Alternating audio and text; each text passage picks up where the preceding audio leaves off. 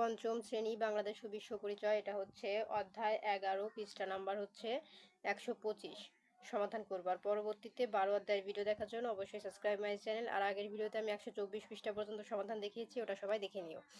আর চ্যানেলটি সাবস্ক্রাইব করে দিতে হবে, কারণ সাবস্ক্রাইব করলে আমি ভিডিও আপলোড করলে কিন্তু অটোমেটিক তোমাদের ফোনে ভিডিওগুলো পৌঁছে যাবে। তো ক নাম্বার বলেছে সঠিক উত্তরের পাশে টিক চিহ্ন দাও। দেখো 1 নাম্বার প্রশ্নে বলেছে সড়ক পথে যোগাযোগের বাহন কোনটি? তাহলে সঠিক উত্তর হবে বাস, গ নাম্বার। 2 নাম্বারে বলেছে কোন যোগাযোগ ব্যবস্থায় পণ্য পরিবহন ব্যয় কম? সঠিক উত্তর হবে গ, নদীপথ। 3 নাম্বার, তুমি ঢাকা থেকে ময়মনসিংহে সহজে কোন পথে যাবে? 3 নাম্বারে আমাদের সঠিক উত্তর হবে ক, সড়ক ও নদী। তো এই ছিল কিন্তু আমাদের সমাধান।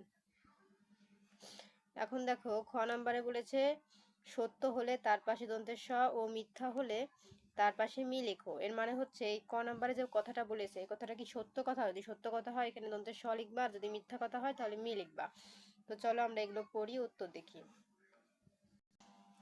এই যে দেখো প্রিয় শিক্ষার্থীরা, আমাদের প্রশ্নের উত্তর এই যে বাংলাদেশে যোগাযোগ ব্যবস্থা সড়কপথ সবচেয়ে বেশি ব্যবহৃত হয়, এটা কিন্তু সত্য কথা, তাই দন্তের স হবে।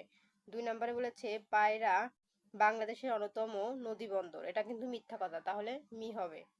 আর এখানে 3 নম্বরে বলেছে জিপিএস এর মাধ্যমে নিখুঁতভাবে কোনো কিছুর অবস্থান নির্ণয় করা যায়, এটা কিন্তু আসলে সত্য কথা, তাই এখানে দন্তের স হবে। তারপরে দেখো এখানে খ নাম্বারে পরে চলে যাব গ নাম্বারে। দেখো গ নাম্বারে আমাদের সংক্ষিপ্ত প্রশ্নে বলেছে একে বাংলাদেশে সাধারণত কি কি ধরনের যোগাযোগ ব্যবস্থা আছে? দিয়ে বলেছে বাংলাদেশের অভ্যন্তরীণ ও আন্তর্জাতিক বিমানবন্দরের 3টি নাম লেখো। তো চলো এগুলো পড়িয়ে উত্তর দেখি। তো এই যে দেখো প্রিয় শিক্ষার্থীরা, আমাদের 1 নম্বর প্রশ্ন বাংলাদেশে সাধারণত কি কি ধরনের যোগাযোগ ব্যবস্থা আছে? উত্তরে লিখেছি বাংলাদেশে সাধারণত 4 ধরনের যোগাযোগ ব্যবস্থা আছে, যথা 1 সড়ক, 2 রেলপথ, 3 নৌপথ, 4 বিমানপথ।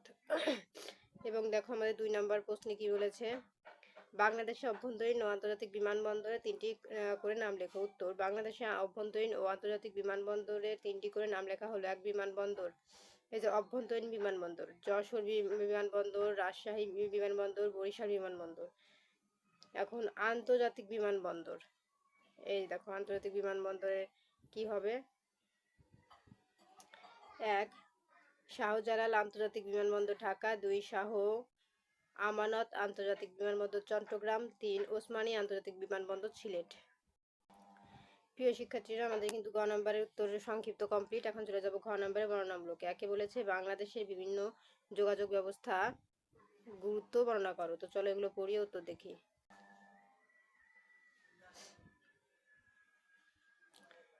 প্রশ্ন বাংলাদেশের বিভিন্ন যোগাযোগ ব্যবস্থা গুরুত্ব বর্ণনা করো। উত্তরে আমরা লিখেছি এই যে বাংলাদেশের বিভিন্ন যোগাযোগ ব্যবস্থা আমাদের জীবনযাত্রাকে সহজ করে। এই যে সড়ক পথে ট্রাক ও প্রাইভেট গাড়ির মাধ্যমে খুব সহজে দূর দূরান্তে যাতায়াত করতে পারি। এছাড়া দৈনন্দিন জীবনে প্রয়োজনীয় জিনিসসমূহ এক শহরে থেকে অন্য শহরে নেওয়া যায়। 2 রেলপথে ট্রেনের মাধ্যমে নিরাপদ এবং আরামদায়ক ভ্রমণ সম্ভব হয়। নৌপথের কারণে খুব সহজে দৈনন্দিন প্রয়োজনীয় জিনিসপত্র আনা নেওয়া সম্ভব হয়। তো তোমরা যারা ছোট করে লিখতে চাও তারা হচ্ছে এই যে দেখো এখানে সম্ভব হয়, এই যে এখানে যে সম্ভব হয়, ঠিক আছে, এই সম্ভব হয় পর্যন্ত দিয়ে দিবা। যারা বড় করে লিখতে চাও তারা নিচের এতটুকু দিয়ে দিবা, ঠিক আছে। নিচেরটুকু হচ্ছে বিমানপথের, এই যে আমি দাগ দিয়ে দেখাই, এই যে বিমানপথের মাধ্যমে দূরের দেশ বা শহরের দ্রুত যাওয়া যায়। তাই বলা যায় বাংলাদেশের বিভিন্ন যোগাযোগের ব্যবস্থা গুরুত্ব অপরিসীম। এই ছিল সমাধান।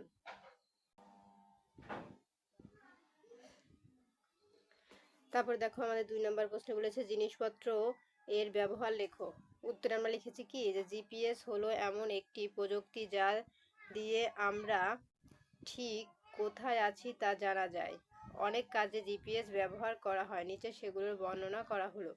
1 এটি রাস্তা ও পথ দেখায় এবং কোন দিকে যেতে হবে তা তীর দিয়ে চিহ্ন দিয়ে নির্দেশ করে। 2 এটির মাধ্যমে আশেপাশে থাকা petrol pump, police station, hotel, restaurant, দোকান, পর্যটন স্থান সহজে খুঁজে পাওয়া যায়।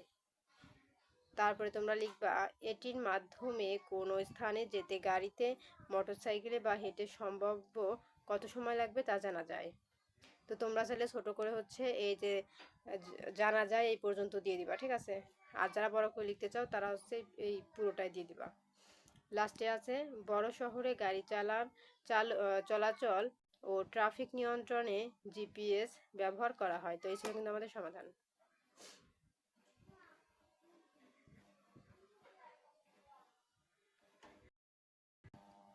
তো প্রিয় শিক্ষার্থীরা, আমাদের ঘ নাম্বারের বর্ণনামূলক প্রশ্ন কিন্তু উত্তর কমপ্লিট। তো পরবর্তীতে 12 অধ্যায় ভিডিও দেখার জন্য অবশ্যই সাবস্ক্রাইব মাই চ্যানেল।